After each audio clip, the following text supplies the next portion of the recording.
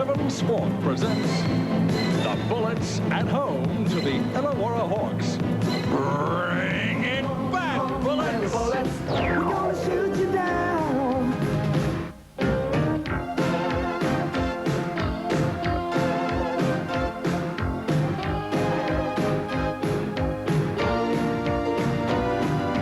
Run for cover. The Bullets are running hard. Run for cover. Ooh, gonna throw their shots. Run for cover. Good evening and welcome to the Entertainment Centre at Boondall. The Brisbane Bullets, one up in the best-of-3 semi-final series against the Illawarra Hawks, are at home, having beaten the Hawks by 22 points in Wollongong on Wednesday night. And Dave Claxton, it seems to me, having played 3 of the best quarters of basketball of the season, they might have a problem of overconfidence, perhaps a letdown. Yes, Brian Curl, I know, was very concerned about that, and I'm sure he's worked with the Bullets on it. But I thought they played extremely well on Wednesday night. I think they'll win again tonight by about 10 or 12. It'll be a closer game than Wednesday night. GP, you were down there calling the game. Did they play better than when they played here? And I thought back in July they played 4 of the best quarters of basketball I've seen from the Bullets all season. The Bullets' performance on Wednesday night is without doubt their best of the year. They were magnificent down there, and you must recall that the Hawks haven't been beaten at home. We didn't beat them, we embarrassed them in front of their home crowd, and if they win tonight, well, they're going to be a great side. Well, let's have a look at the lineup tonight for the Illawarra Hawks. The first man out for the Illawarra Hawks is number 5, Gordy McLeod, the skipper, playing guard. And he's followed by number 8, Warwick Giddy, an Australian representative in 3 different sports, playing forward. Number 9 is Rod Johnson, a homegrown talent, playing guard. And he's followed by number 12, Rob Dempster, who joined the Hawks from Perth in 1986, playing forward. Number 13 is Jim Bateman, one of the 3 Killer Bees, playing forward. And he's followed by number 15, Ray Warner, an Australian Olympic representative, playing centre. Number 21 is Peter Rousel, a Mount Isa-born forward, now with the Hawks. And number 24 is Alphonse Hammond, an American import from Puget Sound College. Number 32 is Don Bickett, the 3rd member of the Killer Bees, playing forward. And the last man out is number 33, Greg Hubbard, better known to his friends as Norman Bates. Well, apart from the Killer Bees, Illawarra probably renowned for the little men, Gordy McLeod and Alphonse Hammond. What do you think of this little American guard? Alphonse Hammond is a very skillful player. I saw him play in the elimination final against North Melbourne, and he was really scintillating. But against the Bullets, they shut him down. And tonight, the important factor for the Bullets will be, can they do that again to McLeod and Bateman and Hubbard and take that outside scoring potential away from the Illawarra Hawks? Let's have a look at the Bullets lineup for tonight's game. First man out for the Bullets tonight is number 7, the skipper, Larry Sengstock, playing forward. And he's followed by number 9, David Ingham, who had a great game against the Hawks on Wednesday night. Number 10 is Darren Spank Perry, playing guard tonight. He also returned to good form on Wednesday. And number 11 is Shane Edwards, who didn't play against the Hawks, but should get a run tonight. Number 22 is Ronnie the Rat Radcliffe. He'll be the playmaker for the Bullets tonight. And he's followed by number 30, Leroy Loggins. What a brilliant match he had against the Hawks. Number 33 is Long John Gorge, who's playing centre. And number 40 is the ace, Emery Atkinson, playing forward. Number 42 is the Doctor Who, Danny Morsu, playing guard or forward. And the last man out for the Bullets is number 52, Robert Sibley, the baseline bandit, playing forward.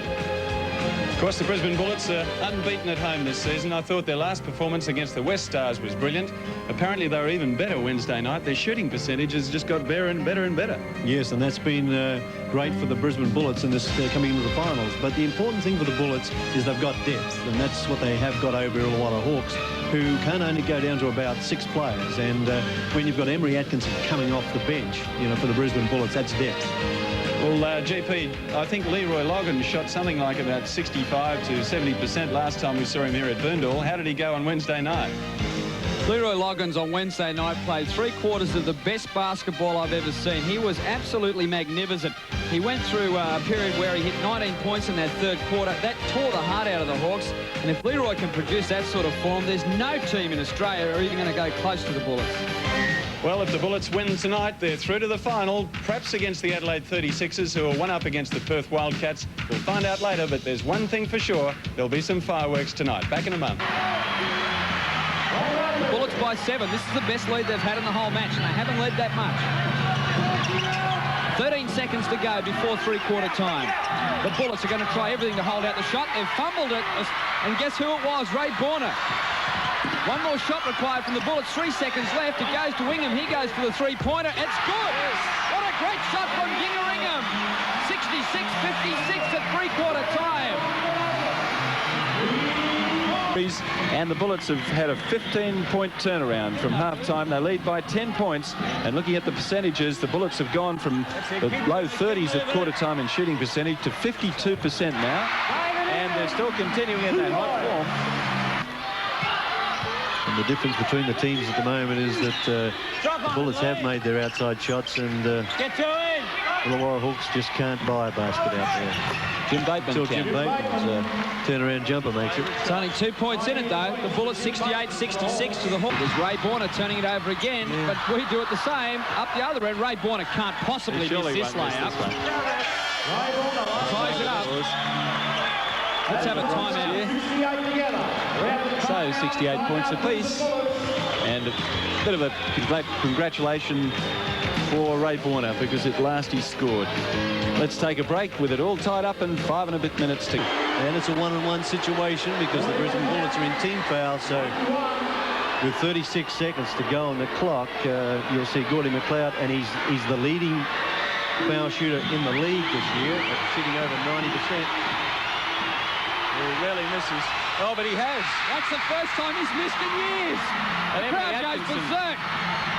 The Bullets have got to slow it down. They've got under 30 seconds left. One shot, please, fellas. Well, Gordy McLeod is 10% higher than the nearest foul shooter, and he's missed. Amazing. Who do they go to, Dave? Well, they'll want to go to Leroy, and they'll want to go to Ronnie, but I think you'll find that Leroy will try to take it. There it is, but he's missed it. Singstock with the rebound. He's missed it. Loggins. It's called a basket, Penny. It's called a basket, Penny.